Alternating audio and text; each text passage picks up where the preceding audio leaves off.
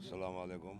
आज बैरिस्टर असदुद्दीन अवैसी साहब दिन के 4 बजे से शाम के 6 बजे तक पैदल दौरा किए कई वार्ड्स का।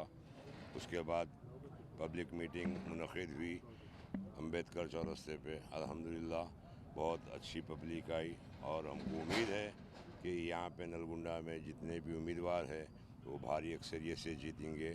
इस ज़माने में हम मीडिया का, पुलिस का और आवाम का बहुत बहुत शुक्रिया अदा करते हैं और एक रिक्वेस्ट करते हैं कि 11 तारीख़ के दिन अव्वलीन साथियों में आप अपने पूरे अफराद ख़ानदान के साथ जाकर अव्वलीन वक्त पूरा कीमती वोट मजलिस के हक़ में दीजिए। पतंग निशान है और असदुद्दीन अवैसी साहब के हाथ मजबूत कीजिए।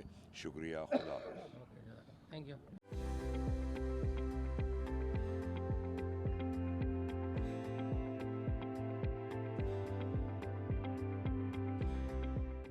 ఈరోజు అనగా 1వ తారీఖు ఫిబ్రవరి ఆదివారం రోజున నల్గొండ పట్టణంలో స్థానికంగా ఏఐఎంఐఎం పార్టీ జాతీయ అధ్యక్షుల వారు మరియు మెంబర్ ఆఫ్ పార్లమెంట్ హైదరాబాద్ గౌరవనీయులైన బ్యారిస్టర్ అసదుద్దీన్ అవైసీ గారు నల్గొండకి వచ్చి ఉన్నారు. మరి వారి యొక్క రాక కోసం యావత్ నల్గొండ ప్రజానికం ఎన్నో వెయ్యి కళ్ళతో వేచి చూసి ఈరోజు గ్రాండ్ సక్సెస్గా వారు కొన్ని వార్డ్స్లలో పాదయాత్ర నిర్వహిస్తే ఆ పాదయాత్ర పొడవునా జనసంద్రమంగా మారి జన ప్రవాహం కనిపించింది. మరి ఆ వార్డులలో తిరుగుతుంటే వాళ్ళ యొక్క ప్రాబ్లమ్స్ వారికి చెప్తి ఎన్నో విన్నపాలు చేసిన సందర్భం జరిగింది. మరి అదే సందర్భాన్ని ఆలోచించి మళ్ళీ ఈరోజు నల్గొండ పట్టణంలో కార్పొరేషన్ ఎన్నికలలో మా పార్టీ తరపు నుంచి 9 మందికి బీఫామ్ ఇచ్చి బరిలో దింపి వాళ్ళ గెలుపు కోసం వారి యొక్క అమూల్యమైన సమయాన్ని కేటాయించి నల్గొండ ప్రజానికాని కోసం జాతి, కుల, మత భేదం లేకుండా వారు వచ్చి అందరినీ వినవించుకొని పోయారు. మరి వారి యొక్క తరచుగా జరిగే రొటీన్ ప్రొసీజర్ వారి యొక్క దారుస్సలాం హెడ్ క్వార్టర్స్లో ఏ రకంగా అయితే 7 మంది ఎమ్మెల్యేలు, 2 ఎమ్మెల్సీలు, ఒక ఎంపీ, మరి ఇంకా 45 కార్పొరేటర్స్ అందరూ కూర్చొని రోజు వారానికి 6 రోజులు ప్రజల సమస్యలు విని పరిష్కారం చేస్తారు. అదే తరహాలో ప్రతి జిల్లాలో కార్పొరేటర్లను నిలిపించి గెలిపించుకొని ఇక్కడ కూడా అదే తరహాలో అలాంటి మినీ దారుస్సలాంలు ఏర్పాటు చేసి ఎవ్వరికి కూడా ప్రాబ్లం లేకుండా కులాలకి మతాలకి అందరికీ అతీతంగా అందరికీ సేవ చేసే ఉద్దేశంతో నల్గొండలో కూడా ఎంఐఎం పార్టీ తరపు నుంచి మేము 9 మంది బరిలో దిగాము. మరి మా విన్నపం ఏంటంటే రాబోయే 11వ తారీఖు నాడు ఏదైతే ఎలక్షన్స్ జరగబోతున్నాయో కార్పొరేషన్స్, ఆ ఎలక్షన్స్లలో ward number 7, ward number 22, ward number 24, ward number 26, 27, 29, 31, 45, 46 వార్డుల నుంచి ఎంఐఎం పార్టీ బరిలో ఉంది. ఆ ఎంఐఎం మా యొక్క పార్టీ చిహ్నం ఒక పతంగి గుర్తు ఉంది. ఆ పతంగి గుర్తుకి పోయి తామందరూ మాకు ఓటేసి గెలిపించాలని మేమందరం సవినయంగా మిమ్మల్ని విన్నవించుకుంటూ, మరి అసదుద్దీన్ అవైసీ గారి యొక్క ఈడ జరిగిన సంభాషణ, ఈడ జరిగిన ఒక బహిరంగ సభలో వారి చెప్పిన మాటలు కూడా వింటుంటే ప్రజలకు అందరికీ కూడా ఎంతో ఉత్సాహంగా వారు విని నమ్మకంగా వచ్చి అందరూ వేస్తారనే ఒక నమ్మకం వ్యక్తపరుచుకుంటా వారిని కలిసిపోయిన సందర్భం ఈరోజు జరిగిన సందర్భంలో మరి ఒక్కసారి మీ అందరినీ నేను ప్రజానికాన్ని మేము కాంటెస్ట్ చేస్తున్న వార్డులలో పతంగి గుర్తుకి మీరు ఓటేసి గెలిపియారని, తద్వారా మా సేవలు మీరు కోరుకోవాలని, మేము మిమ్మల్ని సేవలు చేసి రాబోయే 5 సంవత్సరాల వరకు మీ యొక్క ప్రతి సమస్యకి మేము మీ గడపకి వచ్చి పనిచేసి మీ అందరికీ కూడా ఎలాంటి ఇబ్బందులు జరిగినా మేమున్నామంటూ మేమందరం ముందర వచ్చి మిమ్మల్ని తప్పకుండా హెల్ప్ చేస్తామని ఈ సందర్భంగా మిమ్మల్ని మళ్ళీ ఒక్కసారి వేడుకుంటూ ఖచ్చితంగా పతంగి గుర్తుకి ఓటేయాలని ఇంకోసారి కోరుకుంటున్నాను. Thank you very much. అంటే మ్యాక్సిమం 48 వార్డులలో మా యాజ్ ఆఫ్ నో మా పార్టీ తరపు నుంచి ఎవ్వరికి కూడా ఒక అలయన్స్ కానీ మద్దతు కానీ లేదు.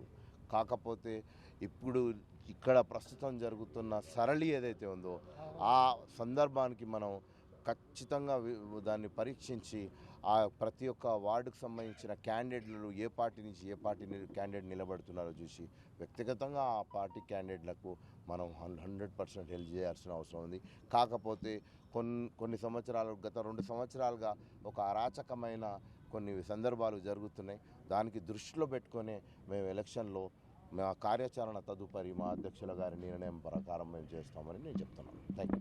बारिश है कि 11 तारीख के दिन आप सुबह के अवलीन सातों में अपने घर से रवाना होकर अपने पूरे अफराद ख़ानदान को साथ लेकर अपने एक वोट का इस्तेमाल करिए और मजलिस इत्तेहादुल मुस्लिमीन के इन तमाम उम्मीदवारों के हक़ में अपना वोट इस्तेमाल करके आप अपनी जमात मजलिस इत्तेहादुल मुस्लिमीन को कामयाब करिए।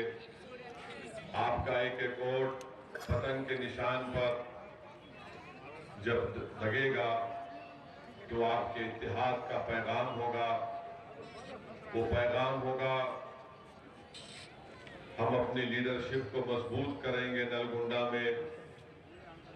वो इस बात का सबूत होगा जब पतंग के निशान पर बटन दबेगा 11 तारीख के दिन, तो नलगुंडा में हम अपनी क़यादत को मजबूत करेंगे और नलगुंडा के रोशन मुस्तक़बिल के लिए नलगुंडा के गरीब इलाकों में, ख़ास तौर से पुराने शहर के इलाके में जो बहुत से तरक्याती काम रुके हुए हैं, चाहे वो साफ पीने के पानी का मसला हो,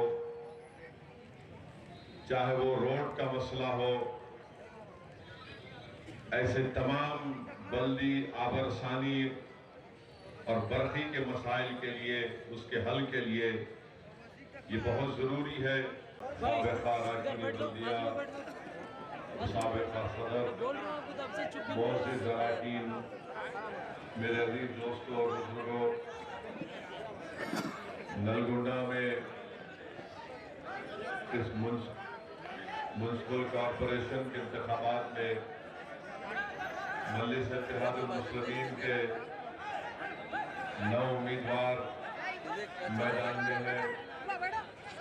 वार्ड नंबर 7 से मोहतरमा हुबैरा यास्मीन साहिबा, वार्ड नंबर 22 से मोहम्मद अली साहब, वार्ड नंबर 24 से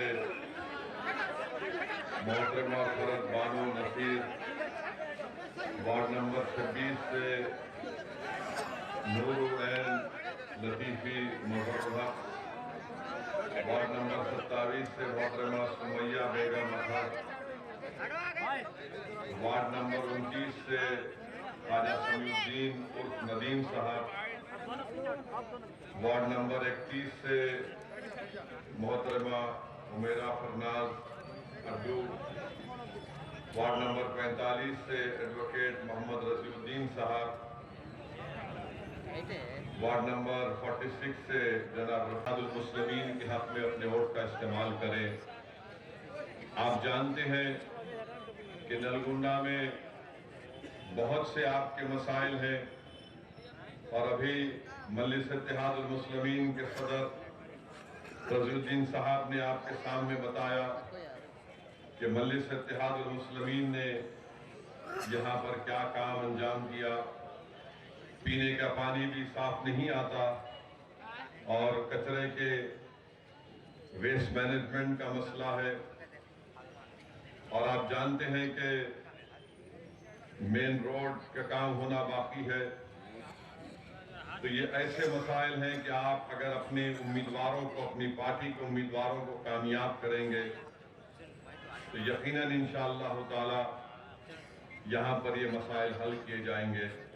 और आप ये बात को भी जानते हैं कि अक़लियती बच्चों के रेजिडेंशियल स्कूल की ज़मीन यहाँ पर मंजूर हो चुकी है, मगर बदबख्ती की बात यह है कि मुकामी यहाँ के एमएलए साहब की अदम दिलचस्पी की वजह से वो अक़लियती गर्ल्स रेजिडेंशियल स्कूल की तामीर का काम शुरू नहीं हो रहा है।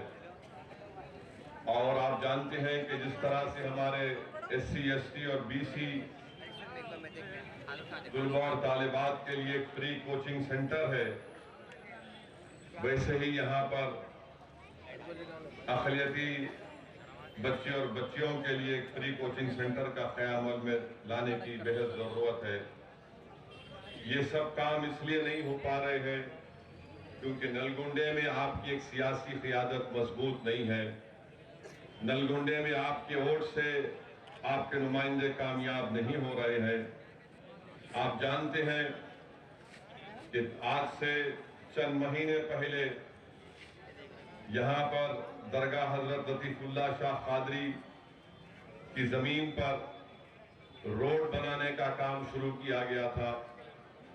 मैं शुक्रिया भी अदा करता हूँ यहाँ के मुकामी मजलिस के जिम्मेदारों का कि अल्लाह सुब्हानहू तआला ने उनसे वो काम लिया और मुझसे वो राब्ते में थे, तो हमने वक्फ बोर्ड से नुमाइंदगी करके और मैंने खुद मौजूदा चेयरमैन वक्फ बोर्ड से बात की और उनको बताया कि कानूनी तौर पर आप वक्फ की जायदाद का NOC नहीं दे सकते हैं, क्योंकि वक्फ जब जायदाद की जाती है तो उसका मालिक अल्लाह होता है, कोई वक्फ बोर्ड का अहदेदार नहीं होता है। हमने एक लेटर लिखवाया और हमने उनको, उसकी जान चले गई। अरे याद रखो, तुम अगर हमको मारते हो या तुम अगर ये समझ रहे हो कि हम मर जाएंगे तो हम कमजोर हो जाएंगे। याद रखो, किसी शायर ने अच्छा कहा था, मौत को समझते हैं गाफिल इख्तिताम जिंदगी। सुनो जालिमो, सुनो जो गाय रक्षक है, मगर तुम गाय की रक्षा करने वाले नहीं हो, तुम राक्षस हो। जो समझते हैं कि जो मौत को समझते हैं गाफिल इख्तिताम जिंदगी है, ये शाम जिंदगी सुबह दवाम जिंदगी। अगर आप इस तरह करते रहेंगे देश कमजोर हो जाएगा, देश कमजोर हो जाएगा।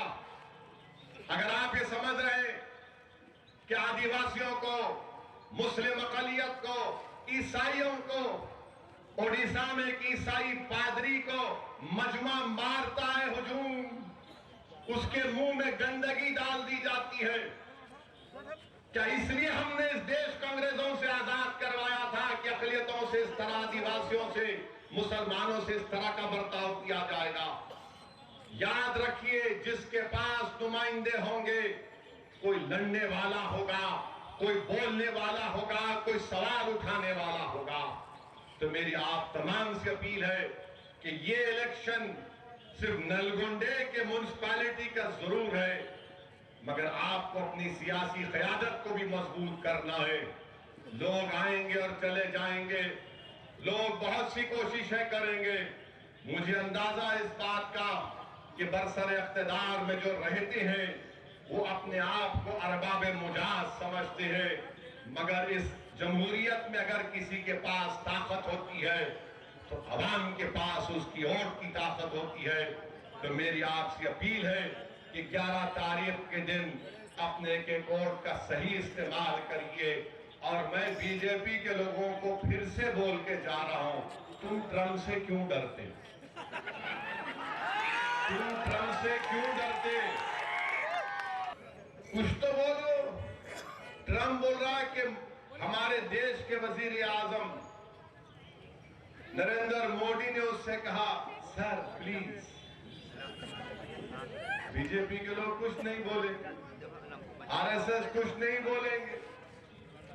अब तो हद हो गई कि चाइना बोल रहा है कि ऑपरेशन सिंदूर में जो हमारी बहादुर फौज ने पाकिस्तान के उस 9 एयरबेस के परचखे उड़ा दिए, चीन बोल रहा है कि हम रुकाए। और अफसोस इस बात का है कि बीजेपी की सरकार कह रही है कि जिस चीन ने पाकिस्तान, जो दहशतगर्दी का अड्डा है, 80% पाकिस्तान का हथियार चीन का है, उस चीन ने पाकिस्तान को अपने J-10 एयरक्राफ्ट दिए। आज हम उसी चीन से कह रहे हैं, welcome to India and invest in India. आइए हम लाल कालीन बिछाएंगे, फूल बरसाएंगे, आपकी आरती उतारेंगे, आपको गुलाब का हार पहनाएंगे। आइए पैसा लगाइए। मेरे भाई, जो मुल्क हमारे पड़ोसी मुल्क में दहशतगर्द बैठे हुए हैं, उस मुल्क की हथियारों से मदद कर रहा है। बताओ बीजेपी आरएसएस वालों, क्या ये बात मुनासिब है? आज अमेरिका किस तरीके से भारत पर, ये हमारी आजादी जो हमको मिली, जिसमें आरएसएस का कोई रोल नहीं था, ना बीजेपी का था, उस वक्त के जनसंघ का था, ना संघ परिवार का था। ये आजादी मिली तो इसमें उन मुजाहिदीन का खून शामिल था। मौलवी अलाउद्दीन रहमतुल्लाह अलैह मक्का मस्जिद के इमाम सुल्तान बाजार में अंग्रेजों के खिलाफ एहतजाज किए तुर्रेबाज खान के साथ। काला पानी का पहला मुजरिम अगर कोई था तो सरजमीन दखन का था, आलिम दीन था। इस मुल्क को आजादी मिली तो हमारे उलमाओं के जिहाद के फतवे की वजह से मिली। इस मुल्क को अगर आजादी मिली तो इस मुल्क के दिल्ली से लेकर मौजूदा लाहौर की रोड पर जितने पेड़ थे, उन पेड़ों पर उलमाओं की लाशें लटक रही थी। आज अगर तुम आकर हमसे कहोगे कि बताओ ये क्या है, अरे तुम तो अंग्रेजों के तलवे चाट रहे थे, हम अपने सीनों को अंग्रेजों की गोलियों से छन्नी करवा रहे थे। तो मेरे अजीज दोस्तों और बुजुर्गों, 11 तारीख के दिन अपने एक वोट का इस्तेमाल करिए और पतंग के निशान पर बटन दबाकर मजलिस इत्तेहादुल मुस्लिमीन के उम्मीदवारों को कामयाब करिए। यही चंद गुजारिशात मुझे आप तक कहना था। मैं उम्मीद करता हूं कि जो लोग यहां पर नहीं हैं, अल्लाह आपके जरिए से मेरे इस पैगाम को उन तक पहुंचा देगा। मैं खास तौर से हमारे माँ और बहनों से अपील कर रहा हूं कि अपने वोट का इस्तेमाल करिए। इन उम्मीदवारों को आप अपनी दुआओं से कामयाब और कामरान करिए। और नौजवानों से अपील कर रहा हूं कि 11 तारीख को क्या करेंगे आप? ऐसा डाल के